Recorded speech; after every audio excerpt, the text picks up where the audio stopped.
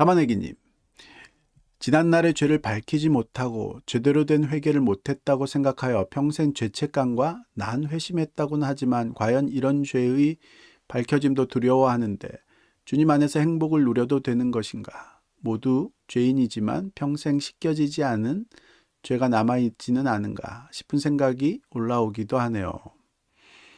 이 부분은 그렇게 생각하실 필요가 없다라고 봐요.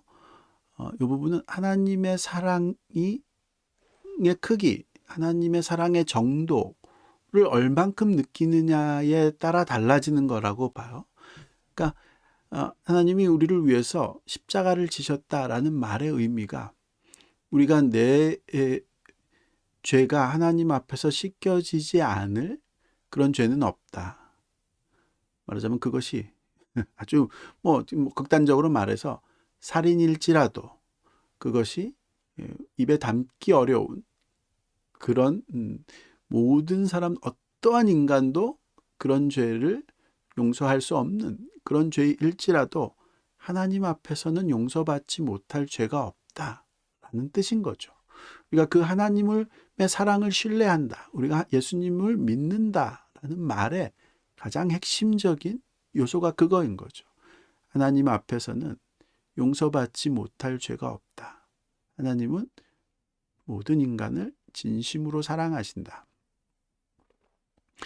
그래서 이 부분은 내가 뭔가 잘못했다라고 생각하는 사람에게 찾아가서 그 죄를 드러냈을 때 해결된다기보다는 하나님의 사랑을 이해할 때, 하나님의 사랑의 크기를 내가 느끼게 될 때, 그때 진정한 해결이 일어나고 그 해결을 통해서 조금이라도 내가 잘못한 사람에게 용서를 구한다든지 잘못을 회복시키려는 노력을 할 수 있는 그런 새로운 용기, 이런 것들이 생겨나게 되는 거죠.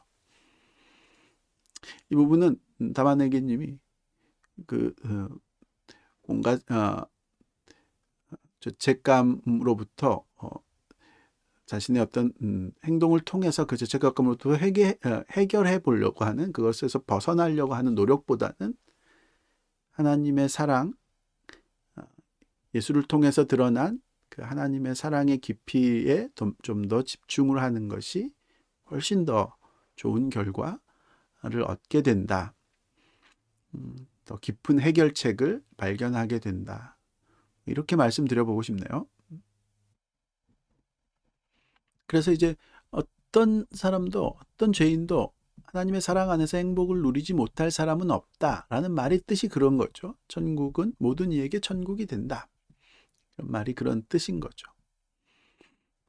오히려 자신의 죄의 크기가 얼마나 큰 것이었는지, 얼마나 다른 사람들에게 큰 상처가 될 수 있었던 건지를 느낄 수 있는 것은 그 자체로가 겸손하고 자신이 죄인임을 인정하는 좋은 모습이라고 봐요.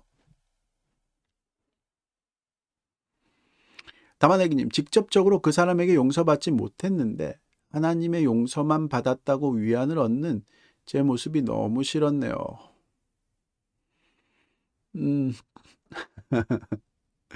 그렇죠? 아마 밀양이라는 영화에서 나오는 이제 그런 극단적인 어린아이를 유기해서 살인한 그 사람이 그 부모의 마음과는 상관없이 하나님한테 나는 용서를 받아서 괜찮다라고 얘기했던 그런 식의 모습들을 떠올리신 거라면 그런 모습하고는 이제 전혀 다른 요소다. 그렇게 떠올리실 필요는 없다. 라고 봐요. 밀양이라는 영화에서 나온 그 모습은 진정한 회개의 모습이 아닌 거죠. 하나님의 사랑을 이해하지 못하는. 그러니까 사랑이라는 것은 그런 의미에서 무조건적인 포용, 무조건적인 친절이 아닌 거죠. 하나님은 우리 안에 죄를 진짜로 제거해 주시려고 하는 분이다. 그래서 살인자는 내가 안에 있고 있던 그 살인의 마음, 뭐라고 할까요? 그 살인의 힘이라는 것이 살인을 해서라도 내 자신의 행복을 추구하겠다는 그 강력한 이기심, 이런 것들이 하나님에 의해서 녹아지는, 불태워지는, 제거되는 그런 과정이 있는 거죠. 하나님의 사랑은 그런 사랑인 거죠. 표현인 거죠. 그래서 때로는 하나님의 사랑이 너무 아프죠. 나의 전부라고 생각했던 것들을 포기해야 되는 그런 면들이 생기니까요. 그런데 그것이 내게 진정한 행복의 길이다라는 것을 발견하게 된 사람은 하나님 안에서 행복을 누리지 못할 이유가 없는 거죠. 그래서 그러니까 진정으로 하나님 안에서 행복을 누리는, 하나님의 용서를 경험한 사람은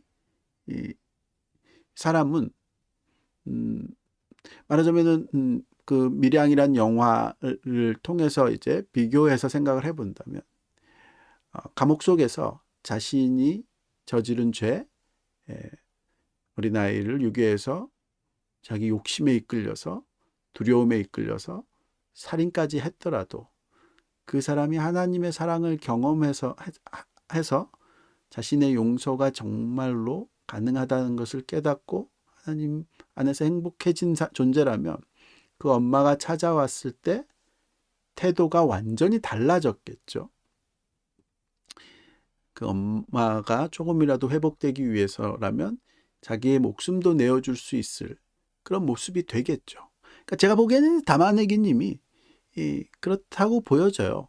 말하자면 그 사람에게 용서받지 못한 모습이 굉장히 부담으로 다가오는 건, 내가 하나님의 사랑을 경험하고 나서 내 죄의 크기, 내 죄의 의미를 깨달았기 때문에 언제라도 그런 기회가 온다면 나는 그 사람에게 용서를 구할 수 있는 그런 모습이 되고 싶다, 이런 마음이 생기신 거죠.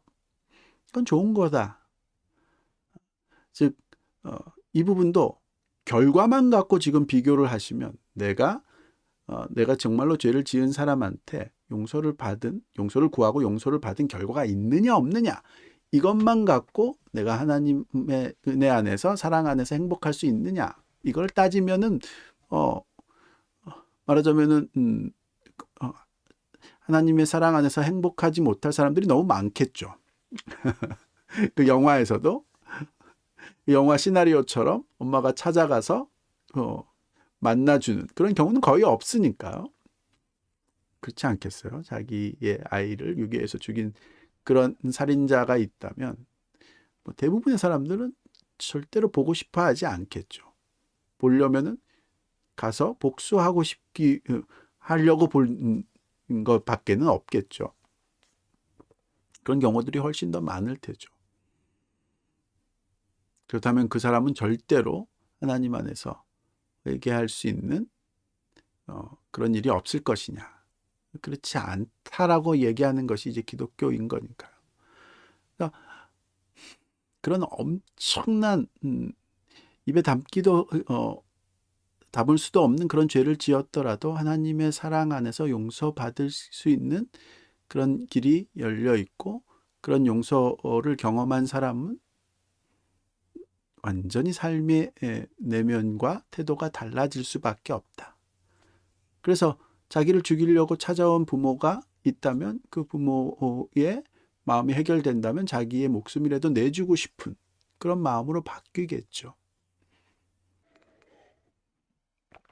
제가 보기에도 다시 한번 말씀드리지만, 적어도 지금 대화를 통해서 제가 느껴지기에는 얼마든지 하나님의 용서 안에서 행복하셔도 괜찮고, 기회가 주어지는 상황이 온다면, 즉 다마네기님이 뭔가를 잘못하신 그분에게 용서할 수 있는 기회, 용서를 구할 수 있는 그런 기회가 온다면 충분히 진심 어린 용서를 구하시고 또 그 관계를 회복하시려고 하는 그런 마음의 상태이신 것 같다라고 보여지네요, 저한테는요.